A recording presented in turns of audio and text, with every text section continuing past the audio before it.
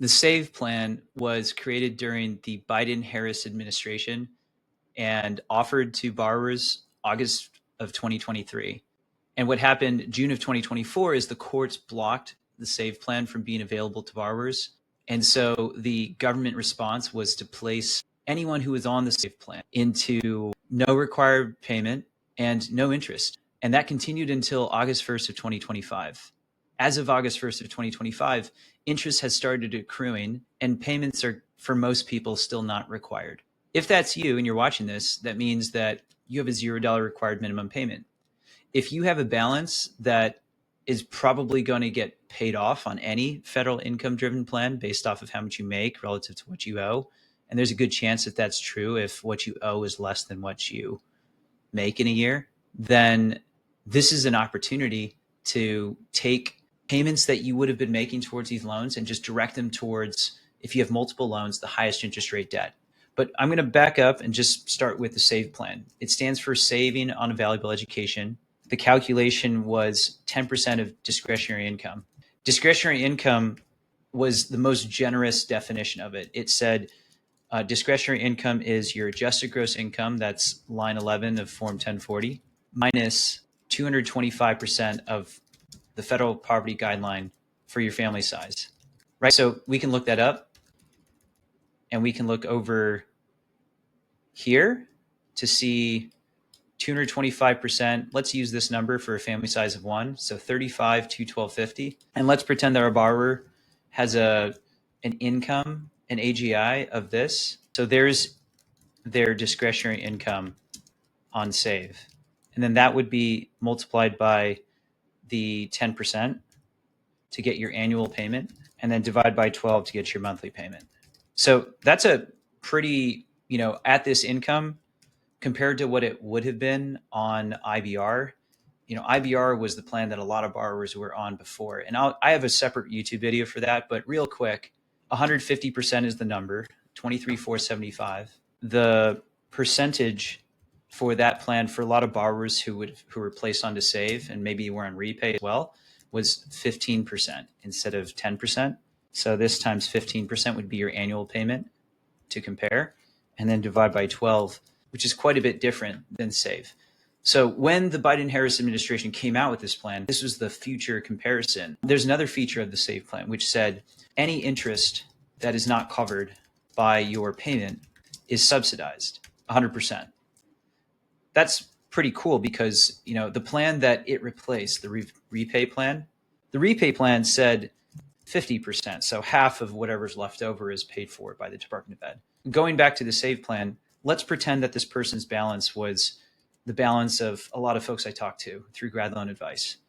And the interest rate was 6.5%. Over the course of a year, that would be the amount of interest that accrues, and monthly, that would be the amount of interest that accrues. So if this is your interest accrual every month, and then you have your payment, which is here, then this is the amount left over, and that gets subsidized. So that is what happened on the SAVE plan. Your balance started here, grew by this much, got reduced by your payment, and then the amount of interest was paid for. So the result was your balance stayed the same. So that's pretty cool because, someone could make this payment for as long as that plan was. Their balance would not grow, which would mean that their interest rate wasn't exactly this. The way I like to think about it is if you're making this payment over 12 months and you divide that by the balance, that's your effective interest rate.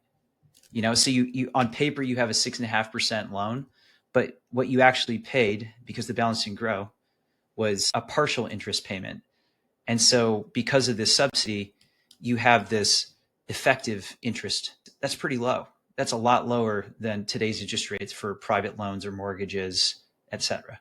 There's a catch, I guess we'll call it a catch. The SAVE plan was one of the most generous plans historically ever offered because it gave a forgiveness period as low as short as 12 years up to 25 years, and 12 to 20 like undergrad only loans. And then it was 25 years if you had at least one graduate school loan. One grad school loan, whether you finish the program or not, your timeline was 25 years.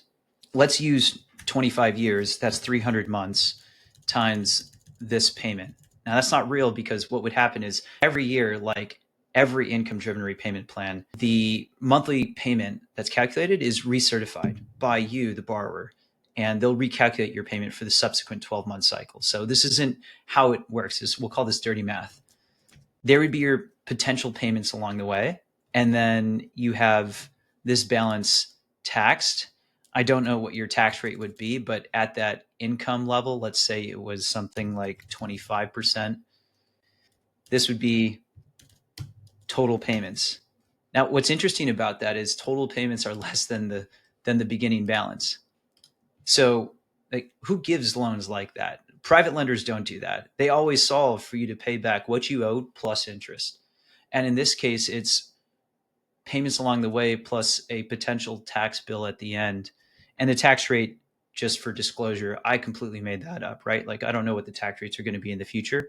But if we run it with income tax, and this is your effective tax, perhaps, even if it was 37, so that's the highest marginal tax rate today, that would still be, what you owed plus $34,000 of interest. That's super, super low in the interest rate. That's incredible. So this would have been an incredible plan.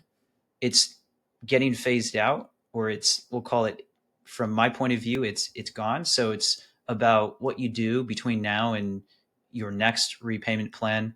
It's about what you do between now and the end of your projected term on the plan, whether it's pay it off or pursue forgiveness on RAP or IBR.